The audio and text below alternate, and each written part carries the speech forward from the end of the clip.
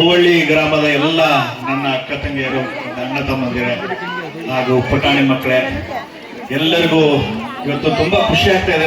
ನೀವು ಎಲ್ಲ ಇಷ್ಟು ಜನ ಸೇರಿರೋದು ತುಂಬಾ ಖುಷಿ ಆಗ್ತಾ ಇದೆ ನನಗೆ. ಕೌಸಲ್ಯ ಮೇಡಮ್ ಅವರು ಬಂದು ಹಿಂಗೆ ಒಂದು ವಾರ್ಷಿಕೋತ್ಸವ ಕಾರ್ಯಕ್ರಮ ಮಾಡ್ತಾ ಇದ್ದೀವಿ, ದಯವಿಟ್ಟು ನೀವು ಒಂದು ಸಹಾಯ ಮಾಡಿ ಅಂತ ಕೇಳಿದ್ರು.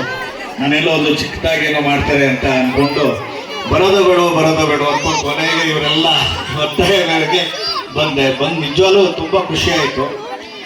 ಯಾಕಂದ್ರೆ ಇವತ್ತಿನ ಜೀವನದಲ್ಲಿ ಗೌರ್ಮೆಂಟ್ ಶಾಲೆಯಲ್ಲಿ ಪ್ರತಿಯೊಬ್ಬರು ಮಕ್ಕಳು ಕಮ್ಮಿ ಆಗ್ತಾ ಇದ್ದಾರೆ. ಯಾಕಂದ್ರೆ ಒಳ್ಳೆ ಗುಣಮಟ್ಟದ ಒಂದು ಶಿಕ್ಷಣ ಸಿಗ್ತಾ ಇಲ್ಲ ಅನ್ನೋ ಒಂದು ಪ್ರತಿಯೊಬ್ಬರಿಗೂ ಕೊಂದ್ಕೊರ್ಗು. ಆಕ್ಚುಲಿ ನಾವೆಲ್ಲ ಓದಿರೋದು ಗೌರ್ಮೆಂಟ್ ಸ್ಕೂಲಲ್ಲೇ. ಬಟ್ ಇವತ್ತು ಪ್ರತಿಯೊಬ್ಬರಿಗೆ ಏನಾಗಿದೆ, ತಂದೆ ತಾಯಿಗೆ ಒಂದು ಒಳ್ಳೆ ಸ್ಕೂಲು, ಒಂದು ಇಂಗ್ಲಿಷ್ ಮೀಡಿಯಮಲ್ಲಿ ಒಂದು ಚೆನ್ನಾಗಿರೋ ಬಿಲ್ಡಿಂಗ್ ನೋಡ್ಬಿಟ್ಟು ಅಲ್ಲೇ ಹಾಕ್ಬೇಕು ಅನ್ನೋದು ಪ್ರತಿಯೊಬ್ಬರು, ಇನ್ಕ್ಲೂಡಿಂಗ್ ನನಗೂ. ಆದರೆ ಗೌರ್ಮೆಂಟ್ ಸ್ಕೂಲಲ್ಲಿ ಬರುವಂಥ ಲೆಕ್ಚರರ್ಸ್ಗಳು ಹಳ್ಳಿಗಾಡಿಂದ ಬಂದು ಪ್ರತಿಯೊಂದು ಹಳ್ಳಿ ಸೊಗಡನ್ನು ಪ್ರತಿಯೊಂದು ಕಲ್ತಿರ್ತಾರೆ, ಪ್ರತಿಯೊಂದು ಶಿಕ್ಷಣವನ್ನು ಕರೆಕ್ಟಾಗಿ ಕಲಿಸ್ತಾರೆ. ಇವತ್ತು ಸಿಟಿ ಮಕ್ಕಳಿಗೆ ಆಲ್ಮೋಸ್ಟ್ ಯಾವುದೇ ಥರ ಆಟ ಗೊತ್ತಿಲ್ಲ. ನಾವೆಲ್ಲ ಇದ್ದಾಗ ಖೋಖೋ ಆಡ್ತಾ ಇದ್ದೋ, ಲಗೋರಿ ಆಡ್ತಾ ಇದ್ದೋ, ಶೂಚಂಡ ಎಲ್ಲ ಆಡ್ತಾ ಇದ್ದೋ. ಇವತ್ತೆಲ್ಲ ಯಾರಿಗೂ ಏನೂ ಗೊತ್ತಿಲ್ಲ. ಎಲ್ಲರಿಗೂ ಒಂದೇ ಗೊತ್ತಿರೋದು ಮೊಬೈಲ್ ಕೊಟ್ಟರೆ ಊಟ ಮಾಡ್ತಾರೆ, ಮೊಬೈಲ್ ಕೊಡಲ್ಲ ಊಟನೂ ಮಾಡಲ್ಲ, ಮಾತು ಕೇಳಲ್ಲ.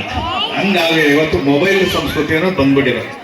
ಹಾಗಾಗಿ ಇವತ್ತಿನ ಏನು ಜನ ಸೇರಿದಿರಿ ಎಲ್ಲರೂ ಈ ಗೌರ್ಮೆಂಟ್ ಶಾಲೆಯನ್ನು ಉಳಿಸಿ ಬೆಳೆಸಿ ಇಲ್ಲಿ ಓದಿರೋರು ಪ್ರತಿಯೊಬ್ಬರು ಒಬ್ಬೊಬ್ರು ಕೈ ಜೋಡಿಸಿದ್ರು ಒಂದು ಸ್ಕೂಲ್ನ ಉನ್ನತ ಮಟ್ಟಕ್ಕೆ ತಗೊಂಡು ಹೋಗ್ಬೋದು. ಅವಾಗ ಸರ್ಕಾರಿ ಶಾಲೆಗೆ ಹುಡುಗರನ್ನ ನೀವೇ ಪ್ರೋತ್ಸಾಹ ಮಾಡಿ ಸೇರಿಸಿದ್ರೆ ಪ್ರತಿಯೊಬ್ಬರು ಬಂದು ಮುಂದೆ ಅವ್ರು ಒಳ್ಳೆ ಒಂದು ಉಜ್ವಲ ಭವಿಷ್ಯ ಕೊಡಬೇಕು ಅಂದರೆ ಕಂಪ್ಯೂಟರ್ಗಳು ಕೊಡಿಸ್ಬೇಕು, ಮತ್ತೆ ಶಾಲಾ ಒಳಾಂಗಣ ಕ್ರೀಡಾಂಗಣ ಸ್ವಲ್ಪ ನೀಟಾಗಿ ಮಾಡಬೇಕು ಅಂದರೆ ಅದು ಧನಸಹಾಯ ಬೇಕು. ಇವತ್ತು ಸರ್ಕಾರದ ಲೆವೆಲಲ್ಲಿ ಅಷ್ಟೊಂದು ಧನಸಹಾಯ ಸಿಗ್ತಾ ಇಲ್ಲ.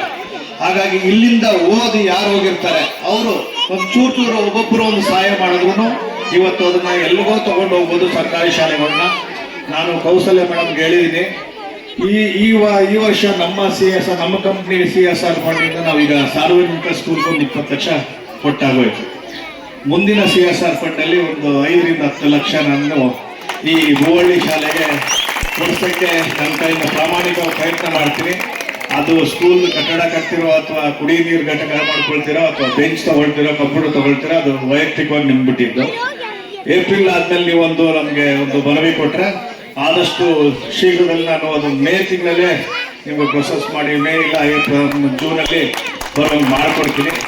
ಹಾಗಾಗಿ ಪ್ರತಿಯೊಬ್ಬರು ಏನು ಊರಿರುತ್ತೆ ಆ ಊರಿನ ಗೌರ್ಮೆಂಟ್ ಸ್ಕೂಲ್ಗೆ ದಯವಿಟ್ಟು ಅಪ್ಪ ಮಕ್ಕಳು ಸ್ವಲ್ಪ ದೂರ ಸೇರಿಸೋದು ಒಂದು ಇಲ್ಲೇ ಸೇರಿಸಿ ಇಲ್ಲೇ ಒಳ್ಳೆ ಶಿಕ್ಷಕರನ್ನ ಕೊಡೋಣ, ಸರ್ಕಾರಕ್ಕೆ ಮನವಿ ಮಾಡೋಣ, ಒಳ್ಳೊಳ್ಳೆ ಶಿಕ್ಷಕರನ್ನ ಕೊಡಿ, ಮತ್ತೆ ಒಳ್ಳೆ ಸುಸಜ್ಜಿತವಾದ ಒಂದು ಕ್ರೀಡಾಂಗಣವನ್ನ ಪ್ರತಿ ಹಳ್ಳಿಯಲ್ಲೂ ಮಾಡಿ ಅಂತ ನಾವೆಲ್ಲರೂ ಕೇಳ್ಕೊಳ್ತೀವಿ. ಕರುನಾಡು ಟೈಮ್ಸ್ ಚಾನೆಲ್ನಲ್ಲಿ ಸುದ್ದಿ ಮತ್ತು ಜಾಹೀರಾತು ನೀಡಲು ಈ ನಂಬರ್ಗೆ ಕರೆ ಮಾಡಿ.